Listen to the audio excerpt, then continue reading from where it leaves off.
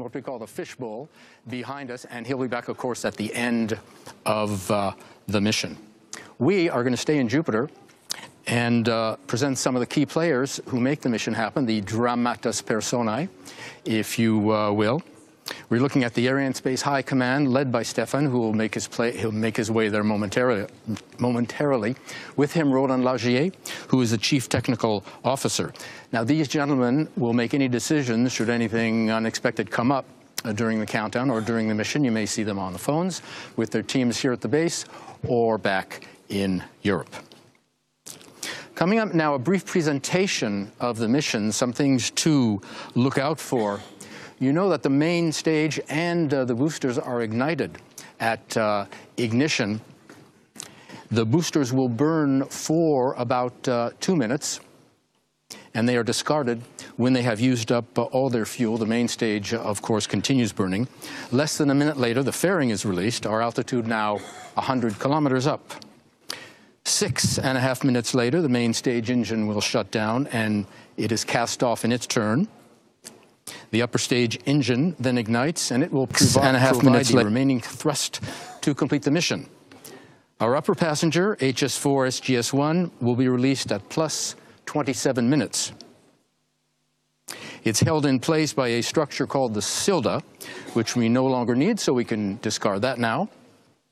And finally, our second spacecraft, GSAT-31, separated at plus 42 minutes, and Ariane's mission is complete. 8.5 minutes to go to the first Ariane launch of the year. Outside, the launcher is waiting, and the weather, as you can see, we had rain last week. The last 3 days have been very sunny and warm until today. This afternoon, we got rain and clouds, so we don't know what the visibility is going to be like. DDFR said we're going to launch, and we're sure we are going to launch, but visibility, we'll have to wait and see. We'll hope for the best. Ariane can launch in the rain. Poses no problem to liftoff. In the middle of the countdown, of course, not simply a 3, 2, 1, push a button and blast off. It's a very complicated set of procedures, especially here in Jupiter, where there's a constant flow of information coming in to the people behind us here in the fishbowl from all around the base. 2 other people that you're going to be seeing tonight, and especially hearing from as we move back into Jupiter. You will see from Arianespace Didier Said, who is the mission director, and he works alongside the DDO, also called the Range Operations Manager, a CNES person. Myrto Madlon tonight in the role. You'll be hearing him a lot because the DDO calls out all the key milestones during the countdown and during the flight. DDO, attention pour la séquence finale lanceur. And he's going to call out the 7-minute mark.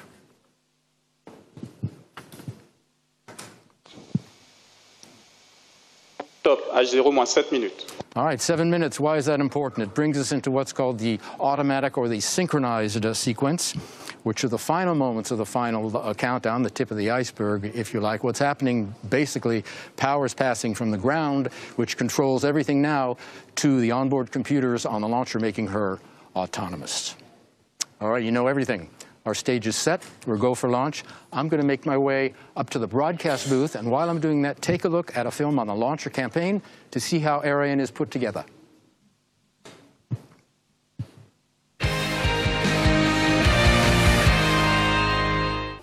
Le satellite Saudi geostationary satellite 1 HeLaSat 4 was flown to French Guiana on an Antonov aircraft, arriving at Cayenne's Félix Éboué airport. It was then transported by road from Cayenne to the European spaceport in Kourou. Saudi geostationary satellite 1 HeLaSat 4 was installed in the S5C South facility in order to begin the preparation phase. The satellite was then transferred to fueling building S5B, where the Lockheed Martin team filled its tanks. The GSAT-31 satellite was also flown to French Guiana on an Antonov aircraft, arriving at Cayenne's Félix Éboué airport. It was then transported to the spaceport along with all allied equipment and placed in the S5C North facility for preparation. The satellite was then transferred to fueling building S5A, where the ISRO team filled its tanks. Combined operations involving Saudi geostationary satellite 1 HeLaSat 4 and the launch vehicle began at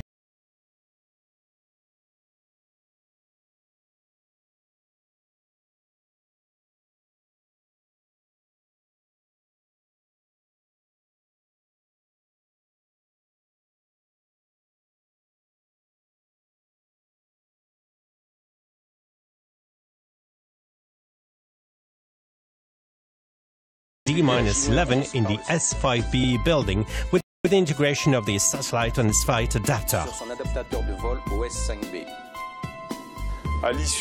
After assembly of the launch vehicle and checks on the electrical and propulsion systems, it was placed in secure standby on December 17th, then transferred to the final assembly building on January 17th. Combined satellite launch vehicle operations were initiated on January 21st. The satellites were assembled on the launch vehicle and all launch vehicle systems placed in flight configuration. The satellite was then transferred to the final assembly building to be integrated on the Scylla structure, placed under the fairing and integrated the launch vehicle with the upper composite. Combined operations for GSAT 31 and the launcher started at D-8 in the S5A facility with integration on its flight adapter. The satellite was then transferred to the final assembly building to be directly mated onto the launch vehicle and encapsulated with the upper composite at D-6. Since D-6, the two payloads have been subjected to health checks and battery charging. Saudi Geostationary Satellite 1, HeLaSat 4 and GSAT 31 are now both on top of the launch vehicle and standing by for the final countdown. I would like to thank the launch team for its hard work and commitment. All right, Joshua Jampel back up here in the broadcast booth for the first launch of the year for Arianespace, first Ariane 5 and the first two satellites of the year. There are some 1,700 people working around the space base in all, and our cameras are here in Jupiter, but many others are hard at work at many other sites across the range, and we want to bring you some of those. The range in all is large, about the size of Singapore or about the size of the island of Martinique. We're going to show you in just a moment one of those places where there's a lot of work being done now. It's up in the launch zone where the launch management teams are working under the direction of the Launch Complex Operations Manager. Today, Patrick Lucette in the role. Now, most of their work was done earlier in the day. By the time we get to the automatic sequence here, the 7-minute mark, they, like most of us, like the launch vehicle itself, are waiting mainly. The work done up there carried out by two teams, one responsible for executing flight chronology, and the other for verification of the flight worthiness of the Ariane 5 vehicle.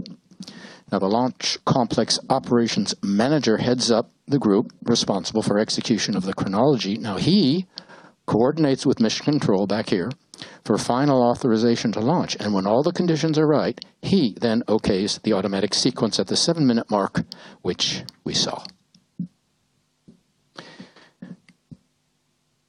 They are closer to the launch pad than we are. Here in Jupiter, we're about 15 kilometers away, but they are right there. We mentioned earlier, the countdown is a complicated process and a long one. Final countdown actually began around 6 kilometers away with first checks of the electrical services. And the inertial platform filling of the lower stage began at 1 o'clock. Filling the upper stage began about 3 hours ago. This split-screen image shows the propellant feeder arms in the middle of the launcher. We're going to pull back and you get a better view in just a second. Liquid hydrogen on the right, on the left, sorry, liquid oxygen on the right. They're putting propellant into the upper stage tanks. Now these arms pull back at -7 seconds before ignition. You see them in the middle of the screen, the yellow bars running from the gantry into the upper stage. One of the last things you'll see before liftoff, so we want to take a minute and mention it. Minute and a half to go. The electrical power supply has been switched from the ground to on board, and here in Jupiter, the VIPs and the invited guests have begun to make their ways outside to watch the liftoff. There are two terraces, as you may know, on either side of the building that give a fine view. À tous de DDO, attention pour moins 1 minute. The DDO is going to call out the 1-minute mark. Top, H0 moins 1 minute. All right, we're into the final 60 seconds. Give us a chance to say hello to our friends at ISRO and Bengaluru, to all of our friends at CAXT, and at HeLaSat, and at Arabsat, to Lockheed Martin in the US, locally to the Kourou, Sinnamary, and Cayenne sites, to our industrial partners ESA and CNES, and to all of you following the broadcast on the internet. We hope you are enjoying it. If you're not settled in, pull up a chair, and you can enjoy all the action. And that's about to begin. We're going to cut away, let you listen to the DDO for the final countdown.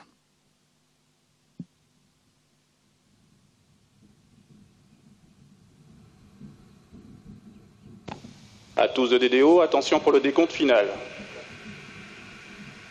10, 9, 8, 7, 6, 5, 4, 3, 2, 1, top.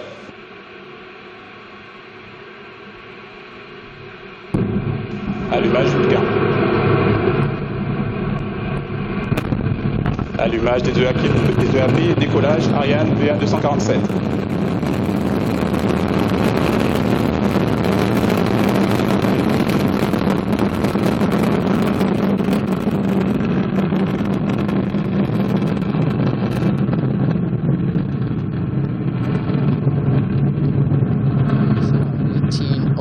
Local time and right on time. La propulsion est nominale. Mission, lifting off from the ground here in French Guiana with a lot of fire, carrying 2 new satellites. We lost her into the clouds. We didn't have much visibility, but we did have liftoff.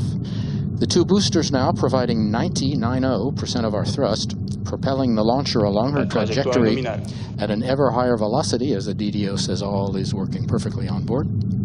Our mass at liftoff, 775 tons. And to get that sort of weight off the ground, you need a lot of push, and push we have. She's burning 5 tons of fuel every second. That's 2.5 tons per second burning in each booster, plus the core stage burning another 300 kilos of fuel, again, every second. Ariane 5 is now following the program in the onboard computer, which gives all the orders, including stage separations, which we will soon see in less than a minute. Tous les paramètres à bord sont nominaux, la propulsion est nominale. The DDO says all is working fine on board. We're in the first of 4 flight phases. We'll describe each in turn and in detail so you can follow Ariane as she heads east across the Atlantic. Right now, the first flight phase, La trajectoire est nominale. the single first stage engine and the 2 boosters are burning. The boosters will each consume their 240 tons in just over 2 minutes. In about 20 seconds, they will be extinguished, and they're the first to be jettisoned, and you'll hear that from the DDO, and you'll see that, of course, on the animation as well.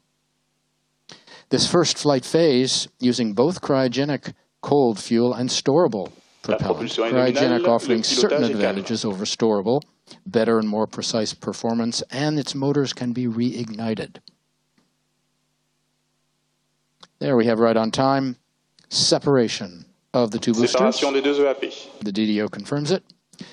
They fall 500 kilometers from shore into a protected area. Give you an idea what it looks like from the onboard camera. There is a second booster to the port side of the ship, which is out of camera range. French Guiana was in part chosen as a base for its opening on the water, launches posing no threat to the local population. We'll have more on that coming up. For now, on the bottom of your screen, take a look on the left, our altitude approaching 100 kilometers, and on the right, our speed. We've passed 2 kilometers per second. The speed we need for satellite separation, roughly 9 kilometers per second, so keep your eyes on the numbers. La propulsion est nominale. And when we're near the region of 9 kilometers per second, we're getting near satellite separation. Fairing separation has come right on time. Separation given by 2 pyrotechnic systems, one horizontal and one vertical. They're cords that actually remove the fairing by a small contained explosion, and we emphasize contained, of course. We can separate the fairing now because we are out of the dense layers of the atmosphere. Over 100 kilometers up, there's neither friction nor heating, which could disturb the passengers. Also, we can discard any dead weight when possible to maximize the launcher's performance. The fairing weighs 2.5 tons, so it's good to get rid of it when we can. Ariane 5 is the heavy lift launcher. The 2 other members of the family, Soyuz, lifting middle-sized payloads, 2 and 3 tons, and Vega, the light lift vehicle for missions of 1 ton roughly. With its family of launch vehicles, Arianespace is the reference, providing launches of any mass to any orbit at any time. And Arianespace is part of Europe's space effort, which is a 3-way affair among ESA, CNES, and Arianespace, and you find them all here along with the customers. Arianespace is in charge of operating the family of launchers and of marketing launch services and the Ariane program. ESA, in a nutshell, funding new programs, and the CNES overseeing coordination of all space-based operations. The Guyana Space Center, the world's only dedicated commercial space base, where Arianespace operating the launcher family Ariane 5 and soon to be Ariane 6, Soyuz and Vega, soon to be the updated Vega C. Arianespace also managing the launcher and the satellite campaigns. We have the first of many films coming up for you now. We'll have films on both customers later on. For now, on the community of Ariane cities, highlighting towns that are part of the Ariane program.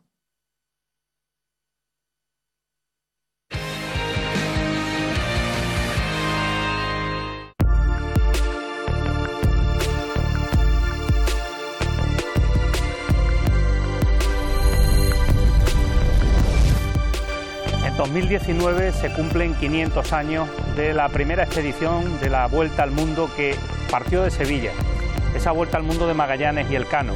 Entonces Sevilla era la capital económica del mundo. El próximo año, 2019, a la presidencia de la Comunidad de Ciudades Ariane la ostentará la ciudad de Sevilla. Es una enorme oportunidad y también un orgullo el centrar el interés de todo el sector aeroespacial en nuestra ciudad. Desde 2012 pertenecemos a la Comunidad de Ciudades Ariane y en ella hemos trabajado con otras ciudades para intentar que la inversión pública y privada haga del sector aeroespacial uno de nuestros motores de la economía. Para nosotros la oportunidad de esta presidencia de la Comunidad de Ciudades Ariane tiene también su broche de oro con la celebración de un Consejo de Ministros de la Agencia Espacial Europea en nuestra ciudad, en donde además se van a discutir importantes inversiones para los próximos años en este sector.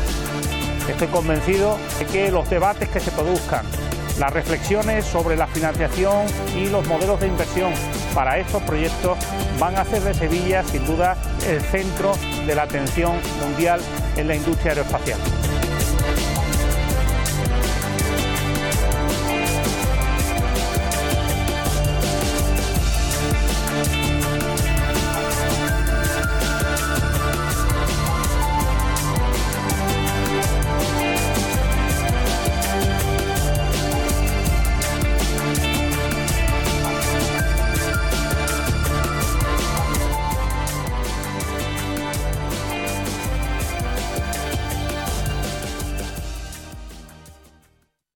If you followed our launch last December, where we had, as a matter of fact, another GSAT, we also had a delegation from the community of Ariane cities from Les Mureaux, French town. Tonight, Sevilla, in English Seville, of course. CVA is a non-profit outfit aiming to strengthen cooperation among cities and organizations involved in Europe's space programs. We, meanwhile, are in the second powered flight phase, the single-engine core stage burning now. The boosters have done their job. Another minute to go before it shuts down. During the film on Seville, we were picked up by our first downrange tracking station. We're going to go to a launch replay, the first of what we hope are many. You can relive those very exciting moments 8 minutes ago. We have cameras at several of the observation sites here across the base. And throughout the broadcast and at the end, we will be bringing you replays, like this one is another one from closer viewpoint. The Natal station, the downrange tracking station, run by Brazil's Defense Department, it sees the lower stage burnout and separation. All of Ariane's trajectory has been designed to be followed from the ground, of course. We're waiting for confirmation of the shutdown of the lower stage and its separation. There you can see falling back into the Atlantic and the ignition of the upper stage. There's 3 commands given by the onboard computer in about 13 seconds. The lower stage falls back into the Atlantic off the Gulf of Guinea, which brings us into the third and final powered flight phase, the single upper stage engine that'll burning until plus 25 minutes, another 16 minutes roughly. And what is the job of the upper stage, you may be asking? That is a good question. The upper stage takes the satellites to their injection point, positions them for separation, and then releases them. That's its propulsion role. But she also has a second role, which comes during the ballistics phase, is what they call the non-powered flight phase.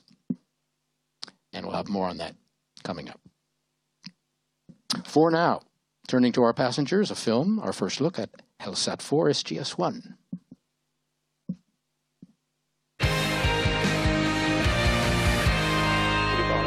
Regarding in particular SaudiGeostationary Satellite 1 HeLSat 4, Arianespace is proud for having been selected by Arabsat in 2015 to launch this satellite, which has been manufactured by Lockheed Martin based on a modernized, well-known A2100 bus. The satellite will be located at 39° east orbital location. It will provide Ka-band spot beams communication services for the Kingdom of Saudi Arabia and will offer advanced Ka-band beam communication services for HeLSat, the Arabsat subsidiary. I would like to thank all the teams that have been involved in this program. First, of course, our customer Arabsat, who always relied on Arianespace with a dedicated, very efficient teamwork all along the program. Secondly, CAX and HeLSat teams, who were always proactive and helpful during this smooth campaign and also in resolving issues when needed. And finally, Lockheed Martin, who always contributed with very constructive approaches and experienced, dedicated team. Arianespace has been serving the Mideast since 1985, when it launched Arabsat 1A, the region's very first satellite. Arianespace also orbited the first satellites for Egypt, 1998, Libya, 2007, the United Arab Emirates in 2011, and Qatar in 2013. HS4 SGS-1 is the 11th Arabsat launched by Arianespace and the 22nd to be orbited for the Mideast. Another look now for more on the satellite.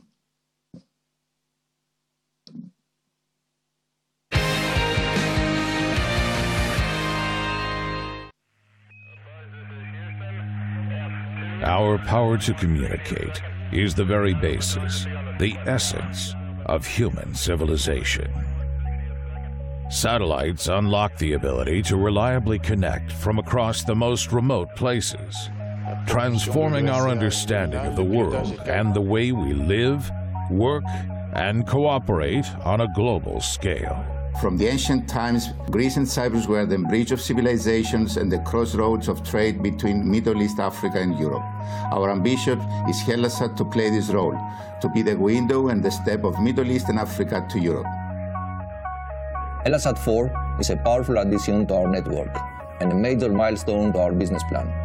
It brings new capacity that will enable our existing and new customers to unlock growth opportunities in broadcasting, mobility, and private data networks. HeLSat 4 will be placed in our orbital slot at 39 degrees east. The goal is to complement the extensive coverage of HeLSat 3, our latest satellite, which was launched 19 months ago, and provide in-orbit backup solutions to our customers.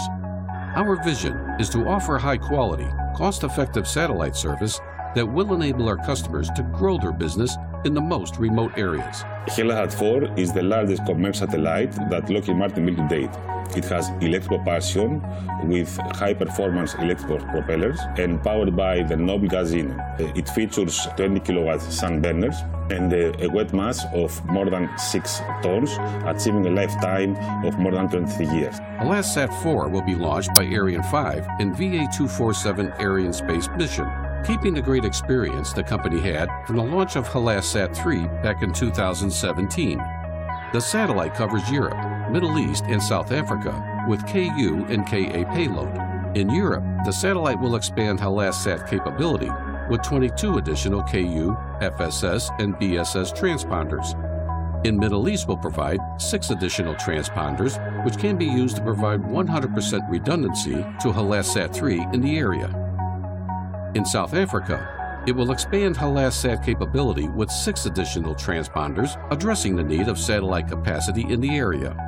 The satellite will be monitored and controlled by a team of expert fully certified engineers through HeLSat hot redundant facilities in Greece and Cyprus.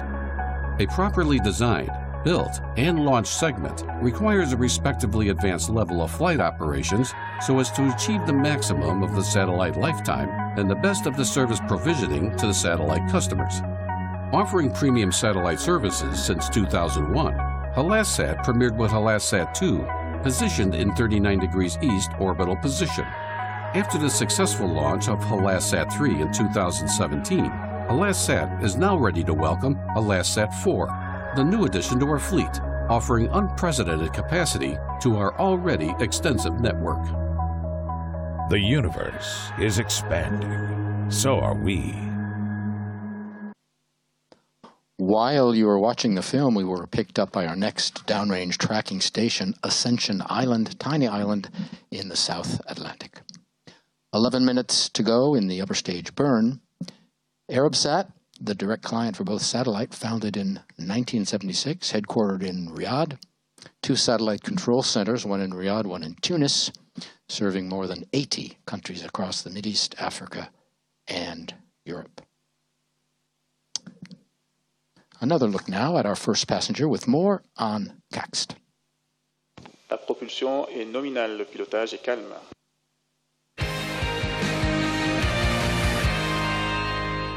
King Abdulaziz City for Science and Technology, CAXT, is keen in investing in the technology of the future, which led to the creation of the Advanced Research Program. The program consists of several joint centers of excellence with prestigious U.S. academic and industrial entities, including MIT, Stanford, Caltech, University of California, Berkeley, and Boeing. Each center has been created to cover a strategic domain of interest that is vital to the development and prosperity of the kingdom, such as the energy, water, mobility, and health domains. Energy has always been critical to Saudi Arabia. Roaring growth in domestic oil consumption imposes challenges in finding other means of producing efficient energy. Saudi Arabia is the largest country in the world with no natural bodies of water. It is now beginning to feel the impact of rapidly rising water demand, which requires innovating in new water technologies.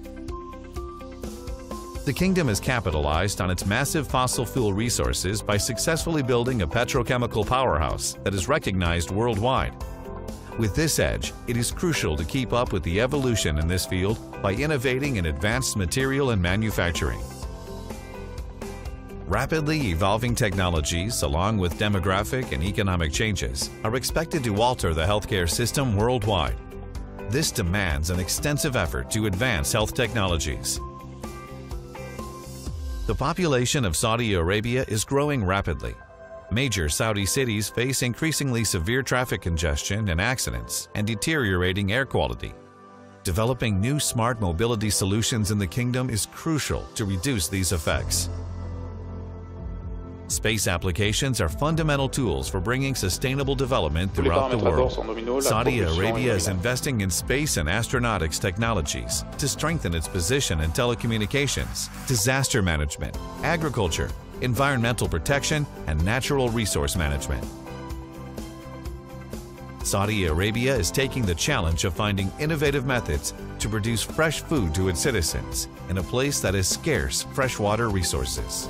Information and communication technology is the new source of economic growth and development around the world. Nowadays, ICT is almost an essential enabler of all other domains. Every human-made system begins and ends with the environment. The harsh desert environment of Saudi Arabia demands that engineered systems be especially resilient to survive such conditions.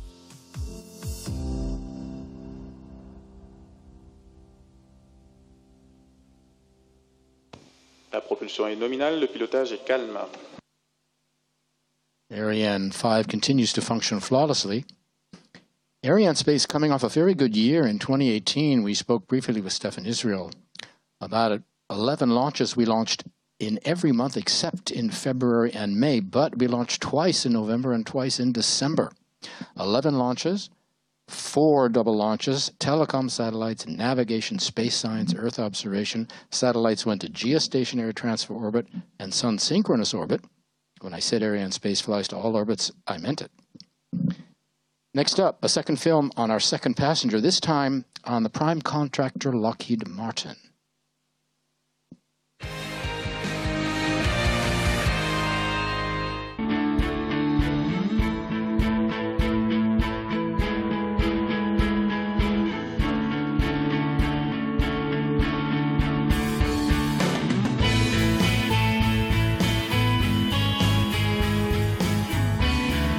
paramètres à bord sont nominaux, le pilotage est calme, la trajectoire est nominale.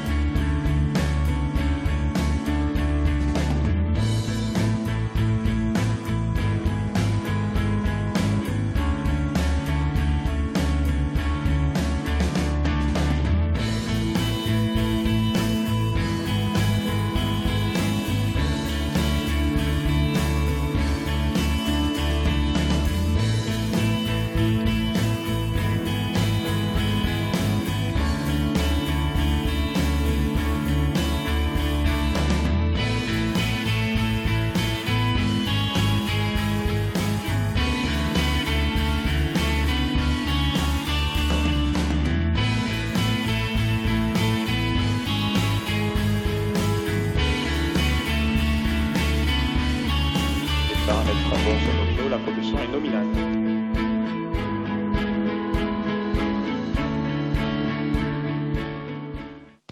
Il reste moins de 4 minutes de propulsion de l'ESCA. HS4 or SGS-1 is the 46th Lockheed Martin satellite to be launched by Arianespace. There's another one in the backlog due for launch later this year.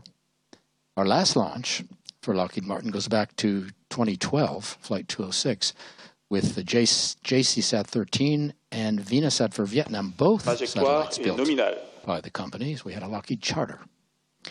Some more numbers for you. This launch is the 306th mission performed by the Ariane family and the 103rd on an Ariane 5. Up next, a look at the relationship between Hellasat SGS and Arianespace.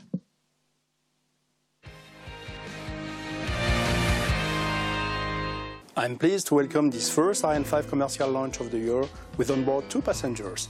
Saudi Geostationary Satellite 1 Hellasat 4 as upper passenger, a CondoSat for CACST and Hellasat operators, along with GSAT 31 as lower passenger for ISRO.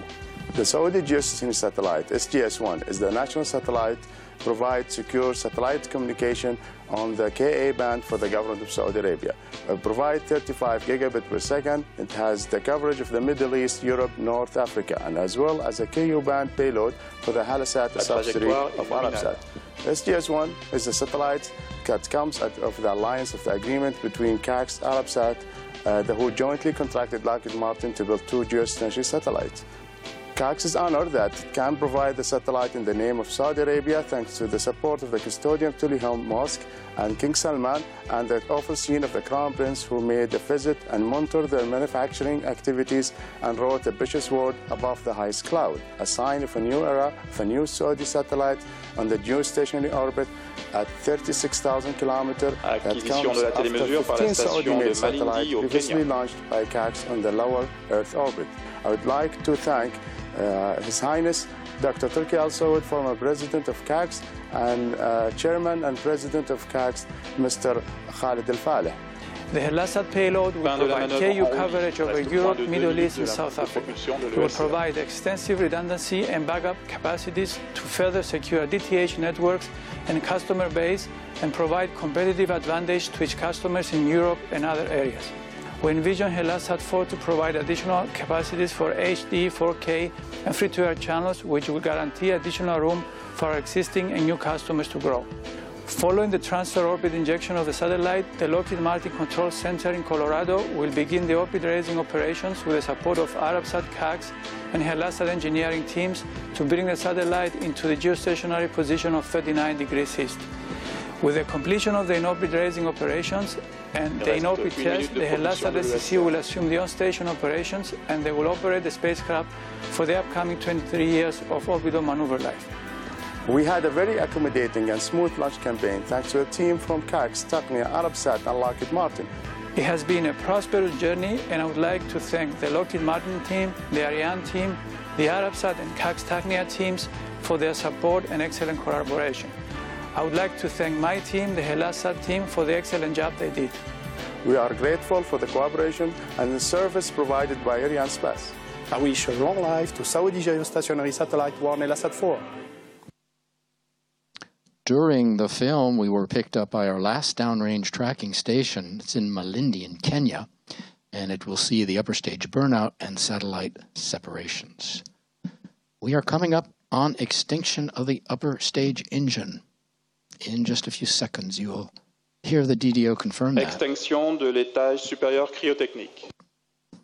DDO has confirmed it. You'll see the nozzle shutting down on the animation. And we are into the final flight phase, non-powered. We are coasting. However, we have not reached our maximum speed. You can see we're approaching 9.3 kilometers per second. Ariane's maximum speed will be 9.7 kilometers per second. After that, you'll begin to see her slow down. When she separates the first passenger in just about 2 minutes, her speed will be down to 9.4 kilometers per second, roughly.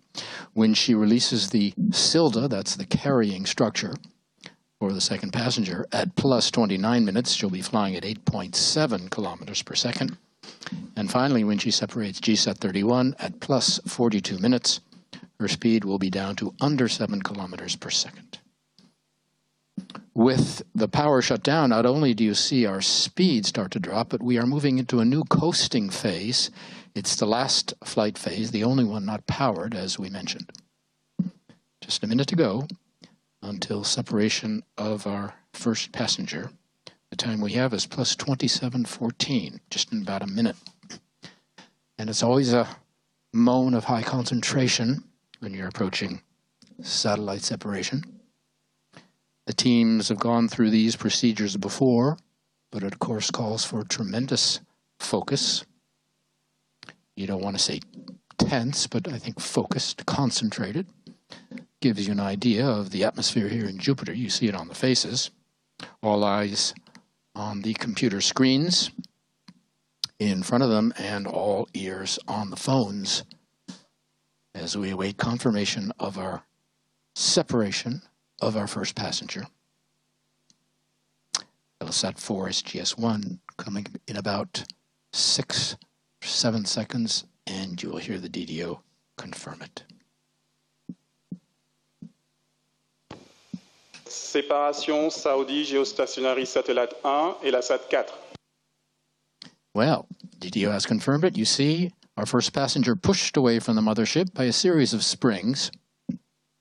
First good news of the evening, successful separation of our first passenger at over 1,000 kilometers up over Africa and just below the Arabian Peninsula. You will also notice that people here in Jupiter politely holding their applause because the mission isn't over. We still have to separate our final passenger, GSAT 31. And we are in our ballistics phase, the final phase of the mission. When choosing a space base, the Europeans wanted nearby hills where radar and telemetry reception could be installed. You're looking at this place called the CVI, the Quick Look Telemetry Display Control Center. It's on a hill just behind us in Jupiter, and it's another place with the launch zone that we saw at the top of the broadcast that is very, very busy. These teams have all the means for receiving, processing, storing, and analyzing all the data coming in from the ground stations along Ariane's flight path. Remember, we talked about the downrange tracking stations that follow the launcher. Well, right now, these teams are following all the key flight data coming in, and they're reporting the flight data status of the launcher back to the teams here in Jupiter. The announcements you hear made by the DDO come from the CVI. The information goes to them first, and then to the flight desk, and to the Launch Complex Operations Manager. All part of the great information flow from points across the base back here to Jupiter. And so you understand Jupiter deserves its name as the nerve center of the space base. Later, these data will be treated to reconstitute the entire mission. The flight will be recreated in figures from liftoff to well after satellite separation and analyzed again. We are coming up on Silda separation, as you see the names of the downrange tracking stations in yellow, the one currently following us. The Silda is that black bell shape, which lets us carry a second passenger, and you will hear the DDO call out that separation. Séparation du système de lancement double Ariane. Coming right on time. The same system of springs pushing it away from the mothership, revealing our lower passenger, GSAT 31. due for separation Début in de about manœuvre d'orientation au profit de GSAT 8 minutes. 31. GSAT 31, built by ISRO, the Indian Space Research Organization, of course. We mentioned Ariane 5, known for its double launches. She's the only commercial launcher capable of lifting 2 heavy satellites, and we've done hundreds. And each one requires a Silda or the predecessors of the Silda on previous versions of Ariane. The orbiting of GSAT 31, along with GSAT 30, which is an additional geostationary satellite due to be lofted soon by the European launch services provider, Arianespace, marks another vivid demonstration of the strong bond uniting Europe and India in space cooperation. The Indian Space Research Organization has a vision which is to harness space technology for national development while pursuing space science research as well as planetary exploration. ISRO also fosters the use of space to help develop the Indian subcontinent. Our second passenger now, another look at GSAT 31.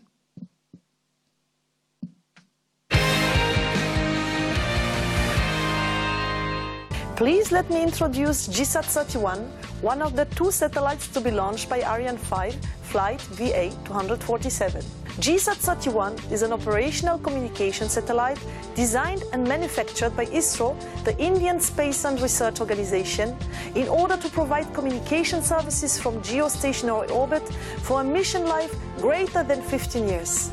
It derives its heritage from ILAS and GSAT 7, which were flown on earlier Ariane 5 launch vehicles. GSAT 31 will be the 23rd ISRO satellite launched by Arianespace, following the launch of GSAT 11 last December, also on Ariane 5. Our cooperation with the Indian Space and Research Organization goes back to 1981, when Ariane Flight L03 launched the Apple spacecraft. It is always with great pleasure that we welcome at CSG our Indian friends. And our Indian friends, their second passenger due to be separated in about 10 minutes. ISRO, the Indian Space Research Organization, founded in 1969, having a birthday this year, I believe in August. ISRO's done so much for the nation, so important to India, using space technology for national development, pursuing, as we mentioned, space science research. With GSAT 31, ISRO will again foster the use of space to help bridge the digital divide on the Indian subcontinent. As was mentioned in the film by Alina, Arianespace launched an Apple experimental satellite for India back in 1981 that was on an Ariane 1, making India one of Arianespace's oldest customers. So you can imagine the strong bond linking Arianespace with India. The two have been cooperating nearly 40 years now in their long-term partnership. Since the launch of Apple, Arianespace has orbited 22 satellites, signed 24 launch contracts with the Indian Space Agency, also winning 89% of the geostationary orbit launch contracts open to non-Indian launch systems. More on our Indian satellite. A look at ISRO coming up.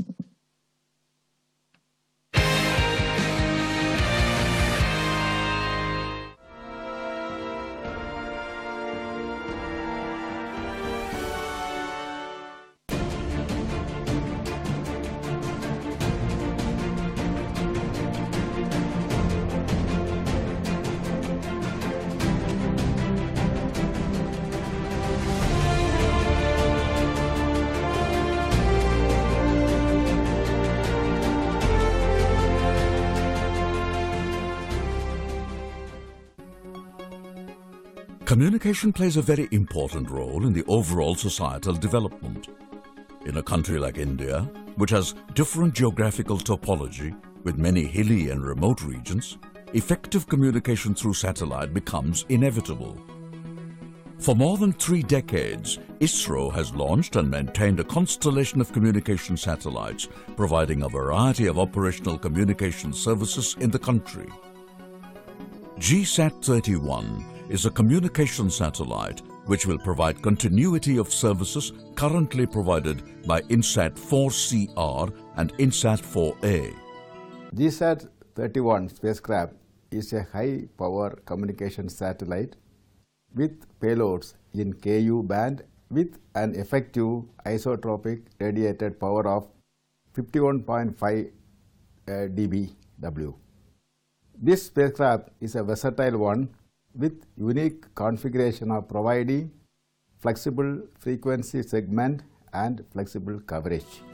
The satellite is configured on ISRO's enhanced I-2K bus and weighs around 2,600 kilograms at liftoff. Its power system comprises of deployable solar arrays of 3 panels each with 2 135 ampere-hour lithium-ion batteries supporting spacecraft during eclipse conditions. The satellite has 2 large propellant tanks accommodated within the central structural cylinder. The liquid apogee motor is mounted on a separate deck which interfaces with the bottom ring of the cylinder. GSAT-31 satellite with 19 Ku band transponders will join the fleet of 18 operational communication satellites and further boost the country's in-orbit communication assets. The satellite is designed to operate in Ku band and will expand VSAT services and other broadcasting requirements. The payload also has facility for reconfiguration of fixed satellite services by sending commands from ground. 2 Ku band beacon downlink signals, also generated by the satellite, are transmitted along with the Ku band transponder signals for ground tracking purpose. Lots of flexibility has been incorporated in the payload in terms of frequency, coverage, and orbital location. Additionally, a part of the Ku band spectrum will be used for the first time in Indian satellites. All the subsystems of the payload are having good flight heritage. ISRO always strives to improve design of its satellites through continuous research and development efforts to progressively enhance their performance. An in-house designed 2.2 by 2 meter deployable single-shell Gregorian reflector is incorporated in GSAT-31 for better coverage and operations. This spacecraft provides communication services in Indian mainland and island areas such as number 1, connectivity to very small aperture terminals for ATM, stock exchange and e-governance applications. Number 2, telecommunication applications for bulk data transfer for a host of emerging applications. Number 3, emergency communications for disaster management support. It can also be placed at an alternate orbital slot and is capable of providing DTH applications. GSAT-31 is built to provide seamless communication services for more than 15 years, which will further strengthen ISRO's constellation of communication satellites and will ensure reliable communication services in the country. The satellite is now ready for its space journey and is scheduled to be launched on board Ariane 5 launch vehicle from the European spaceport in Kourou, French Guiana.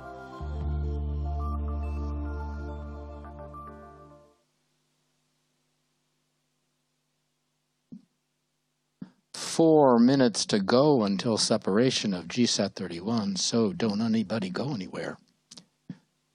We want to mention that there has been a slight loss of telemetry signal today. It's quite normal, not a problem, but it is an interesting process. Sometimes it happens. The ground stations suffer a brief blackout due to the launcher's position. Again, quite normal. It happens usually between stations. Tonight there was a brief loss of signal, 50 seconds, between Natal's loss of the signal and Ascension Island's acquisition of it. And there was another 4-second loss, very tiny one, between the Gabon station in Libreville, their loss of the signal, and the acquisition by the Malindi station, Gabon, of course, on the east coast, and Malindi on the west coast of Africa. Again, quite normal. We don't lose the information. It's stored in the vehicle, it's stored on board. In the vehicle equipment bay is something called the Central Telemetry Unit, and inside that is something called mass memory.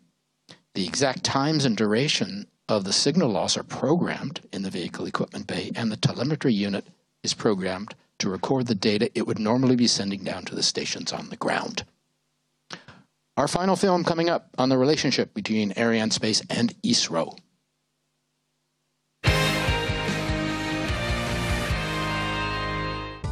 GSAT-31 is a high-power communication satellite. This is based on ISRO's I2K extended bus. This satellite will provide a host of communication services in our country in Ku band frequency.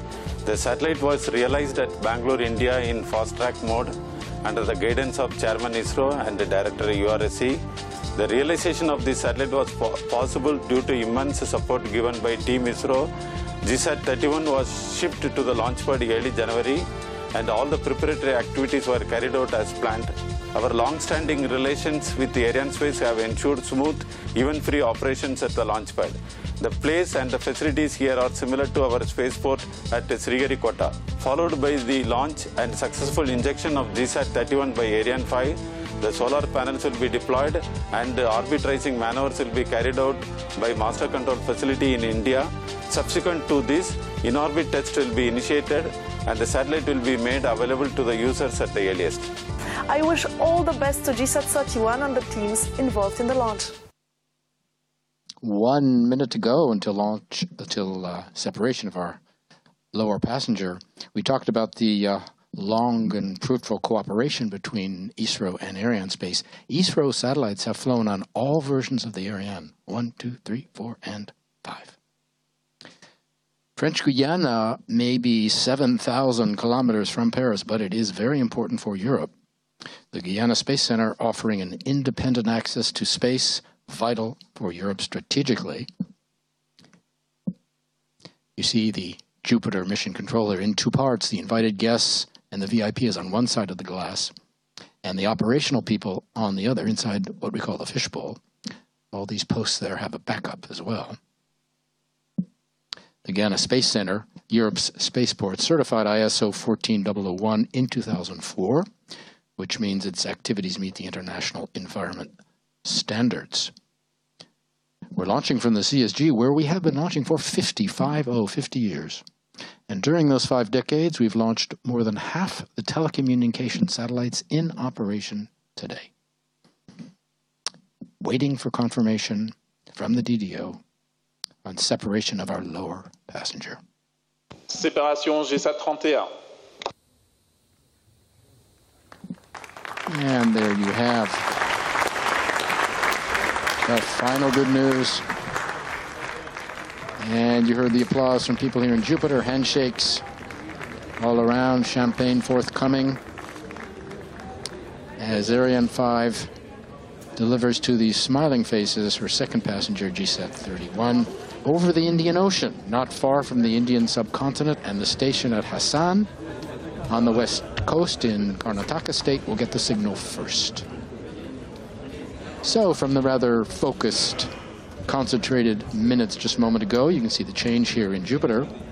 Very buoyant all across the Space Center and at all the points and posts where people are following the launcher and the satellites.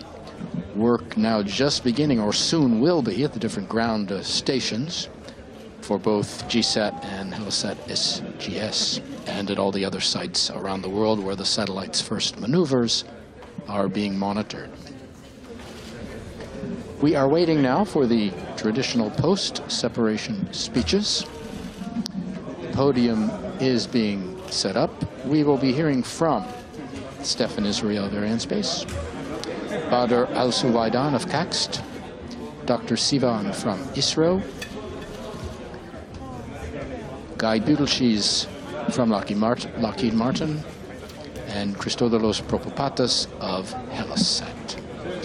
Some of these people seated on the VIP side of Jupiter here, but Stefan Israel, of course, working on the inside there, and will shortly be making his way out to join us on this side of the glass. So a very big night for India, for Saudi Arabia, for Greece, for all of our customers and all of our friends around the world. Congratulations all around.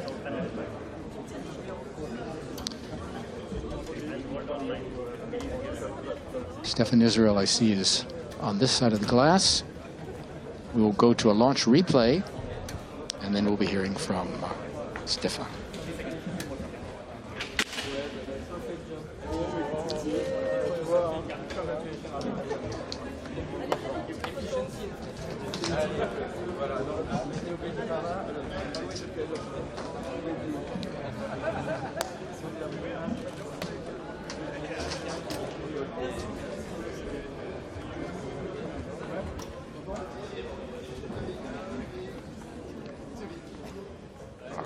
Our series of replays from the different sites. Stefan Israel's making his way to the podium. He will begin the sequence of post-launch speeches. I think he's waiting for the cameras to be ready. There are some people who are shaking hands. And Stefan Israel waiting very politely for his chance at the microphone. A good start to the year for Arianespace and for all of our friends in the Mideast. 2 new satellites, 3 customers.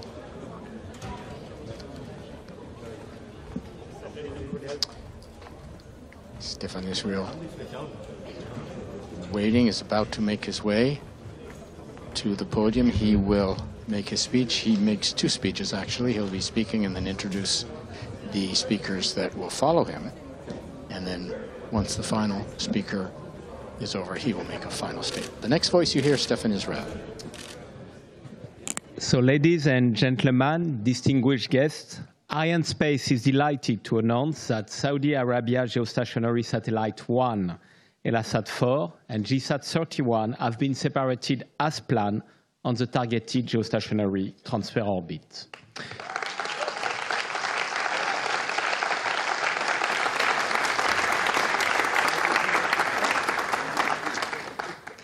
For the first Ariane 5 launch of the year, our heavyweight vehicle has once more performed flawlessly. Congratulations to all. I would like first to thank Arabsat, our direct customer for Saudi Geostationary Satellite 1, ELASat 4. 34 years after Arabsat A1A, this 11th mission together is a new bright success. I want to express my gratitude to our partners and friends in Riyadh, where I'm sure this success is now celebrated. Notably, I want to thank Arabsat CEO Khalid Balkeyur for his trust and his friendship. Saudi Geostationary Satellite 1, ELASat 4, will provide capacity for 2 operators. First, King Abdulaziz City for Science and Technology, CAXT, which will operate SGS-1. Thanks to the director of Saudi Geostationary Program, Dr. Bader Al-Suwaidan, for being with us here tonight in CSG. Second, ELASat, which will operate ELASat 4. With this payload, the Mediterranean operator, who we partnered with in 2017 for the launch of ELASat 3, will provide services for Europe and South Africa. I want to thank its CEO, Christodoulos Protopapas, who is with us tonight.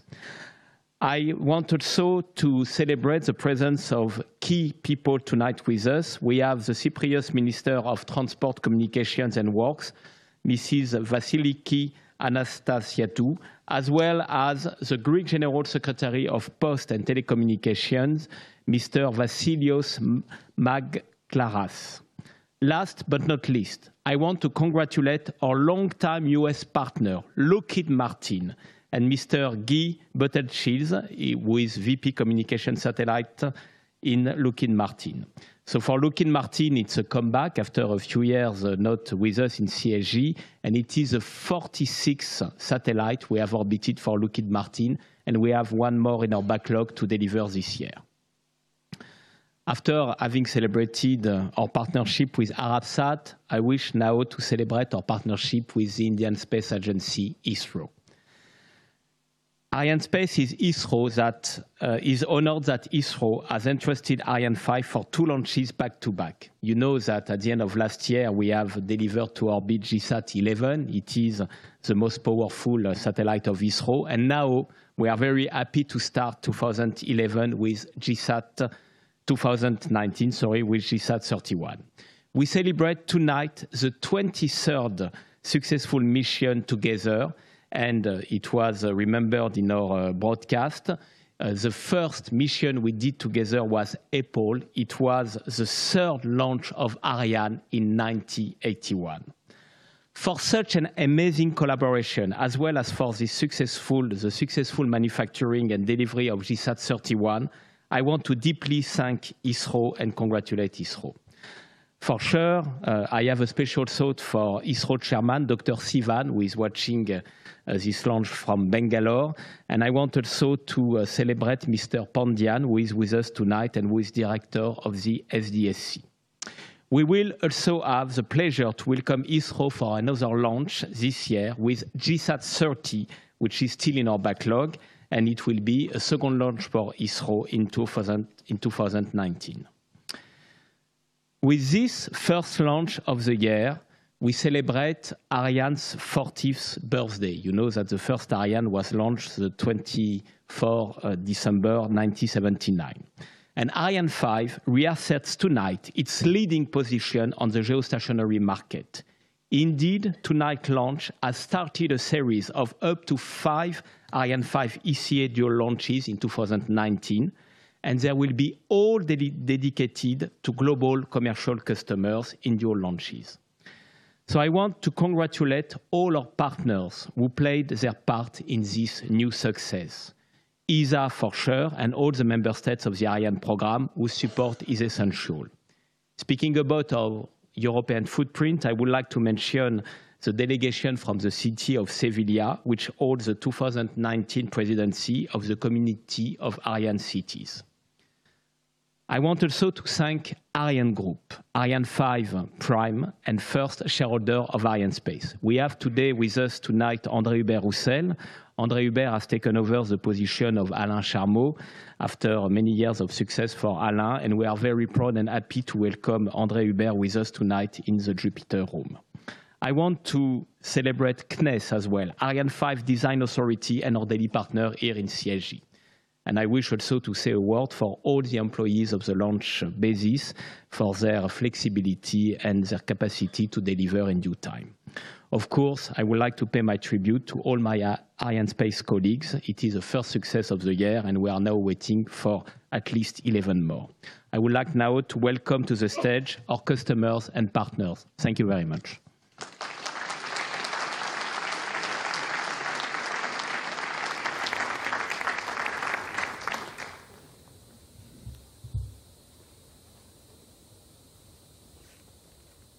Hello, thank you, Your Excellency, to be here. Thank you, ladies and gentlemen. Today we celebrated the success of the launch of Ariane 5 mission VA247 that's carry the geostationary satellite SGS-1 with it successfully separated today. SGS-1 is a national satellite provides secure communication for the government of Saudi Arabia. CAX is honored to provide the satellite in the name of Saudi Arabia, thanks to the support of the custodian of the Holy Mosque, King Salman, and the overseeing of the Crown Prince, Prince Mohammed bin Salman, who visited the Lockheed Martin facility and wrote the last piece on the spacecraft, the precious word, above the high skies. SGS-1, a satellite comes out of the cooperation between CAX and Arabsat to contract Lockheed Martin to build 2 geostationary satellites in 2015. In this program, we work together between Arabsat and CAX and Halasat to work and manage the program. I'd like to thank Arabsat CEO, Mr. Khalid Belkhour, and CTO, Mr. Zahani, Majid Anizi, and Hawad Raheli, and Alif Atansi, who helped us greatly on this launch campaign. And I'd like to thank Mr. Butubabas and Ken and the rest of Halasat team I would like to thank our CACS and Technia team, Mr. Mashal Anizi, Bandar Al-Qasim, General Asami, and Majid Al-Mashari, who I work with in 4 and 5 missions. Also, we partner with our end user and our clients on the secure communication services. And for the military, our end users are actively involved with the program, and I thank General Al-Garni, Dr. Al-Harbi, and Dr. Al-Hakami to be with us today. I would like also to extend my gratitude to Lockheed Martin, who worked hardly in this program and delivered state-of-the-art spacecraft. And what they did is highly appreciated. And we had a very smooth launch campaign thanks to the hard work that Arianespace and their colleagues put on this launch campaign. I know that it's quite a lot of people work on that, and I cannot name a single one. I know that is an activities that every time, like, you need to work on challenges, and this is the level of services that Arianespace deliver and promise everybody, and they are the best launcher. Thank you.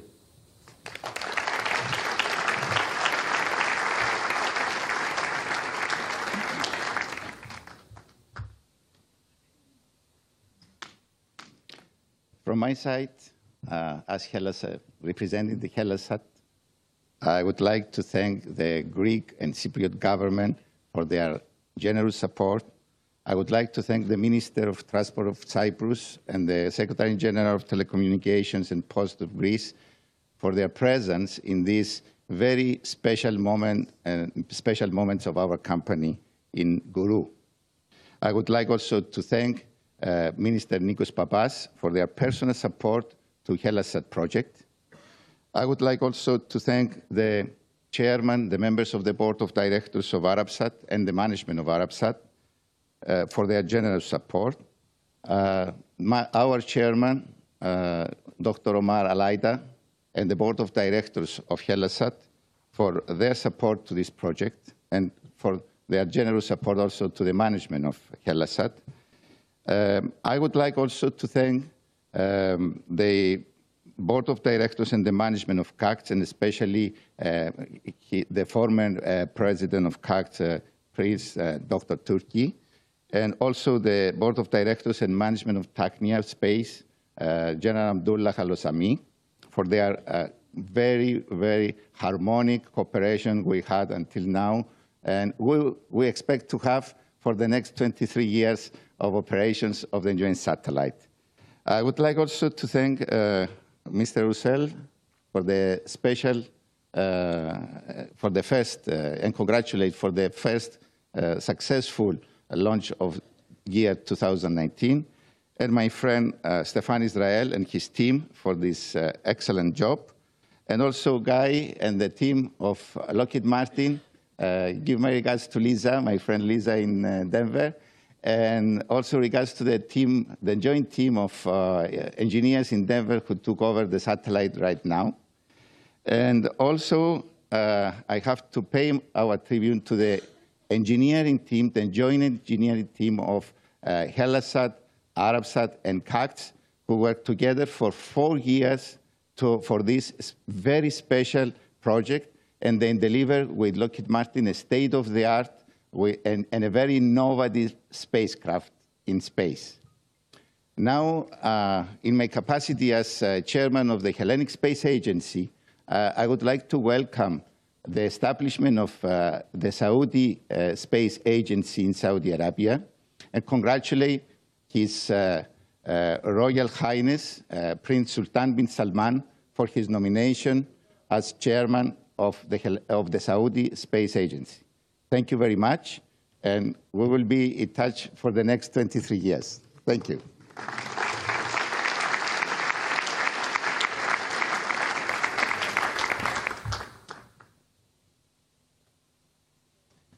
Thank you. I'm Guy Butelsches with Lockheed Martin. What a day, what a day, what a day. What a fantastic launch. We are so excited to be off to this fantastic start.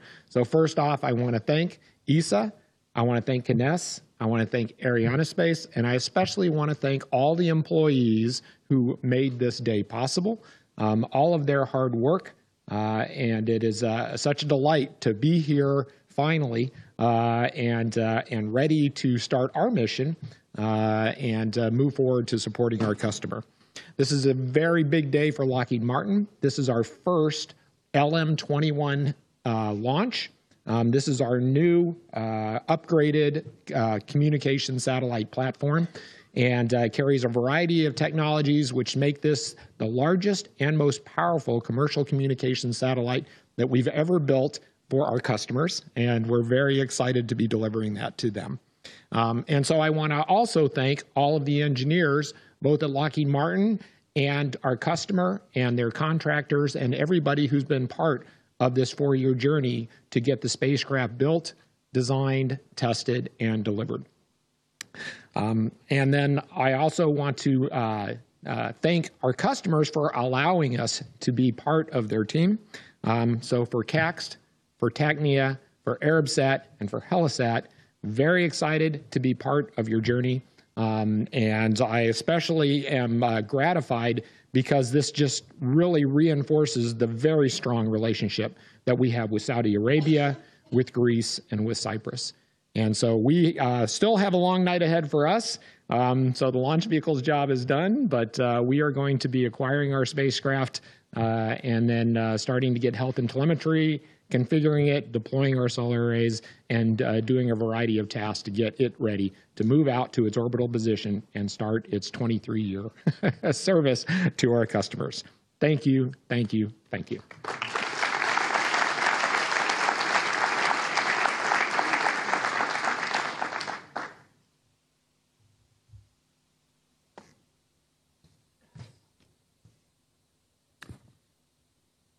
Arianespace team, CAG and CNES team, ArabSat, Helosat team, Team Lockheed, dear colleagues from ISRO who are stationed here, who are watching this program in India, and our fellow countrymen, good evening and good morning to all of you. I am immensely happy to convey congratulations to one and all from Dr. K. Sivan, Chairman ISRO, Secretary Department of Space, for the successful launch. It gives me great pleasure on the successful launch of GSAT 31 spacecraft on board Ariane 5. This is the third mission for ISRO in 2019. Congratulations to Arianespace on the successful launch and precise injection of the satellite into the orbit. Congratulations to our co-passenger teams for their successful satellite launch. The relationship between ISRO and Arianespace is more than 50 years old. We started our relationship by launching our Apple in the Ariane 1 sometime in 1981. Since then, the relationship and bonding is growing very strongly with the mutual understanding and trust. Coming to French and Indian relationship is very strong in science and technology area. And CNES, we have been working with them, CNES, for 5 decades, and we had many successful projects which served both the countries. Coming to GSAT 31, which is a high-power communication satellite with the Ku band, which is going to serve and replace some of the satellites which are getting expired soon. It is going to serve the country in various aspects like communications to islands and mainland, in terms of business, in terms of DTH, and many more. And in fact, I would like to congratulate our team members from ISRO who are slogged here for last 1 month and made this mission very successful. We had a very cordial campaign with Arianespace. This time we have taken only 28 days for the campaign activity under the leadership of Dr. Sivan, who has been instructing us, who has been guiding us and inspiring us to do the things at a very faster rate. Now I am happy to say À tous de DDO, fin de la chronologie VA247. Les moyens sont remis à disposition des adjoints. The satellite is in good conditions.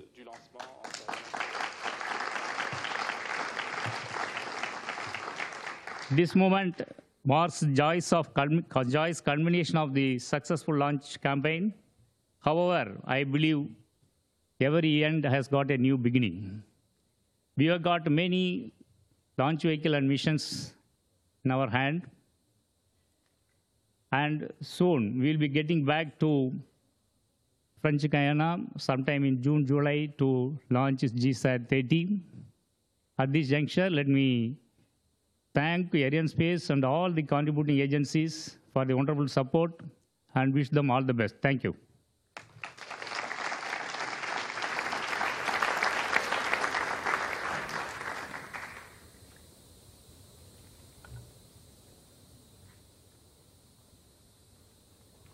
So, ladies and gentlemen, we have done the first Ariane of the year, and we will deliver soon for another key customer for us, for OneWeb.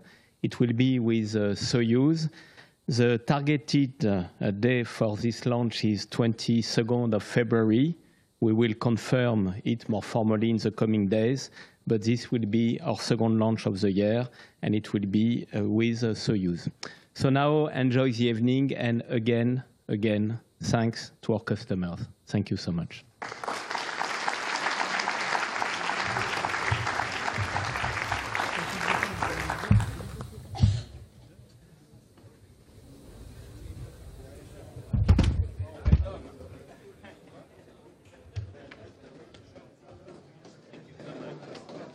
So, Ariane 5 for her first launch of the year, maintaining her high standards, a double launch, an international launch, delivering 2 new passengers for India, GSAT 31, and HS4 SGS for Saudi Arabia and Greece. These 2 new birds winging their way to their final orbital slots, where they will eventually be bringing new telecom services to homes and businesses across the regions. And Arianespace, very proud and happy, of course, to help these nations achieve their ambitions in space. So it's a very exciting evening for all of us, and we're glad you could share it with us. You can see that we are ending the broadcast with our broadcast team here, who are still hard at work bringing you the final sound and images of the broadcast. They're very busy. We won't want to disturb them too much, but we did want you to meet them because it's thanks to them that you got a ringside seat at this first launch this year. Now, if you can follow me, please, not very far. We're going down here to see our director, because we have to ask him for something so we can say goodbye. This is our director, Francois. Hello. He's too busy to talk, but believe me, he can hear us. Francois, can you roll the launch replay, please, so we can say goodbye? And over these final pictures of Arianespace's first launch this year, we will bid you good evening. Arianespace getting the year off to a good start, orbiting satellites for India, Saudi Arabia, and Greece. So that'll do it for us from Kourou. On behalf of everyone here at Europe's spaceport, Joshua Jampel with the broadcast team, saying thank you for being with us. We hope you enjoyed it, and we look forward to being with you next time. Goodbye, everybody.